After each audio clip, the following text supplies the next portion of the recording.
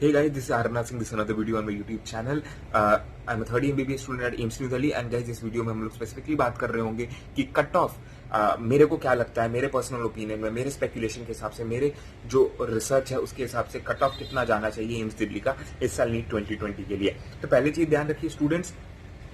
बहुत दो ड्रामेटिक चीजें हुई हैं इस बार। कोविड पैंडेमिक तो अनफॉर्चुनेटली हो गया है जिसके वजह से जेन्युइनली पेपर को पोस्टपोन किया गया है एंड आपको 3 से 4 महीने का एक्स्ट्रा टाइम मिल गया प्रिपरेशन का। अगर मई 3 को पेपर हो रहा होता तो आपके कम मार्क्स आते इन कंपैरिजन टू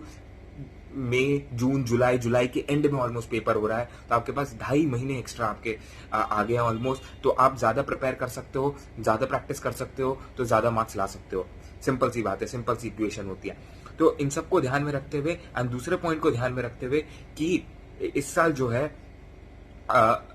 एम्स को नीट के साथ क्लब कर दिया गया है। तो पहले जो नीट में मौलाना आजाद की रेपुटेशन थी, अगर आप पिछले साल का कट ऑफ देखेंगे मौलाना आजाद का जनरल कैटेगरी में ऑल इंडिया ओपन के थ्रू, स्टेट कोटा के थ्रू नहीं बात कर रहा हूँ, ऑल इंडिया ओपन कोटा के थ्रू बात कर रहा हूँ, तो आप देखेंगे 680 प्लस उसका कट ऑफ गया था। एंड पहले भी इसका ट्रेंड मौलाना आजाद का यही रहा है क्योंकि एम्स का जो पेपर है, एम्स दिल्ली में सिलेक्शन जो होता था वो एम्स के अलग पेपर के थ्रू होता था। तो मौलाना आजाद अपनी रेपुटेशन जो है नीट के कैटेगरी में टॉप पे मेंटेन करता आया है एंड स्टूडेंट नीट में जो अच्छा करते हैं वो वही प्रेफर करते थे, बीट नलिन खंडेलवाल हो या फिर कोई और भी टॉप 10 रैंकर हो जो एम्स में नहीं सेलेक्ट हुए पर नीट में सेलेक्ट हुआ है। ठीक है,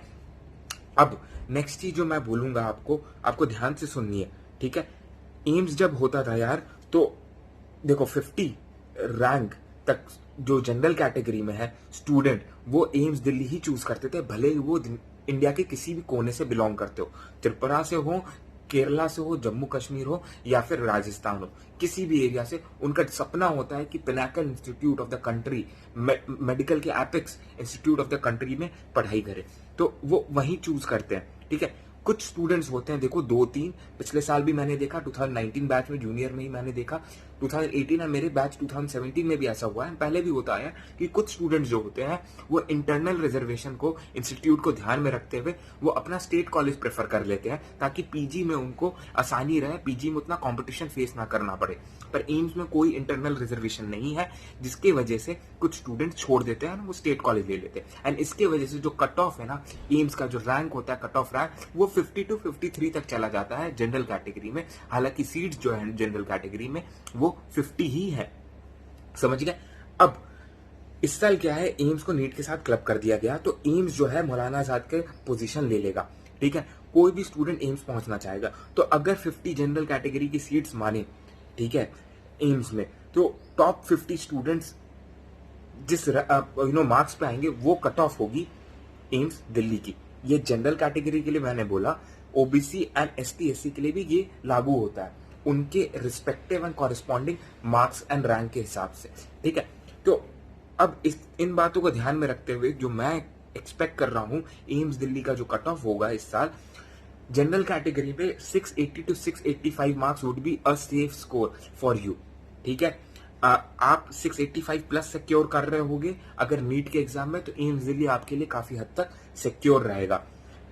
ओबीसी की बात करूं, ओबीसी में स्टूडेंट सोचते हैं यार, बहुत बड़ा मिसकंसेप्शन है कि कंपटीशन कम है क्योंकि वो रिजर्व कैटेगरी है। ऐसा नहीं है, ओबीसी में बहुत ढेर सारे स्टूडेंट जो मेरे क्वेश्चन बैंक में इनरोल्ड है,